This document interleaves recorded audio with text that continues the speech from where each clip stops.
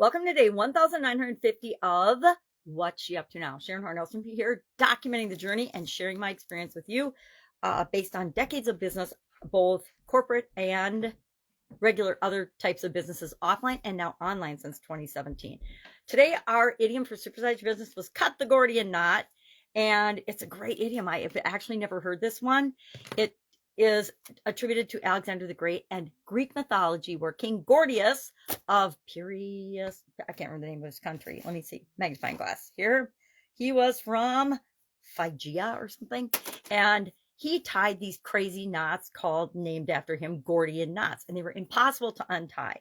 And so an oracle proclaimed that whoever could untie this knot could solve the problem of untying the knot, would get to rule over all of Asia. Well, Alexander the Great came along. Lots of people tried but couldn't do it. But then he came along and he said, he didn't even say anything. He just looked at the knot, and instead of trying to untie it, he just hacked through it with his trusty sword, effectively meeting the challenge of the knot becoming untied, and got to rule all over Asia. So it became synonymous with unique problem solving, thinking outside the box, not following conventional wisdom, not doing things the same way people had always tried to do them, and basically unique problem solving, finding a solution using different thinking than created the problem in the first place.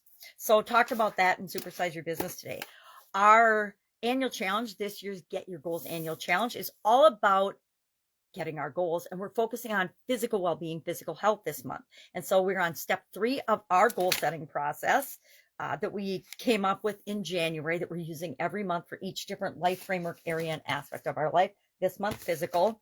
And step 3 is to break it down into bite-sized pieces. So yesterday we created our SMART goal. And so today we're looking at that SMART goal and saying, how can I break this down and chunk this down, and not only break it into these pieces, but actually plan and schedule these pieces so that I make sure that as I achieve the little steps and the pieces to my goal, I will ultimately get my goal by the end of this year, because that was mine, was time bound. Exercise every day for an hour a day by the end, till the end of the year, every day between now and the end of the year.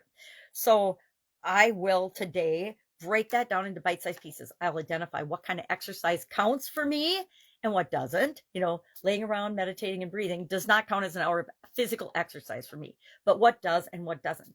Then I'm going to take those and I'm going to look at my schedule. I'm going to physically plan out and map out on my schedule, probably a week at a time. I usually plan a week ahead at a time. Where do I need to fit my exercise in so that I can achieve my goal and objective? Because guess what? If I don't schedule it, it won't get done. I learned that about myself a long, long time ago.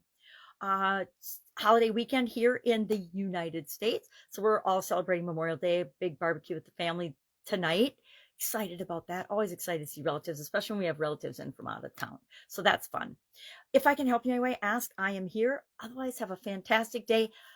Try looking at the problems and the setbacks and the challenges that you have today with a different, fresh set of eyes. Take a step back and say, okay, if I were to throw away the way I've been thinking about this problem, what might I be able to see in terms of solutions that I haven't been letting myself see before? And see if that doesn't have a positive impact on your day and your life and you're achieving your goals. All right, that's it. Have a great day. And I will, of course, be with you tomorrow. Bye.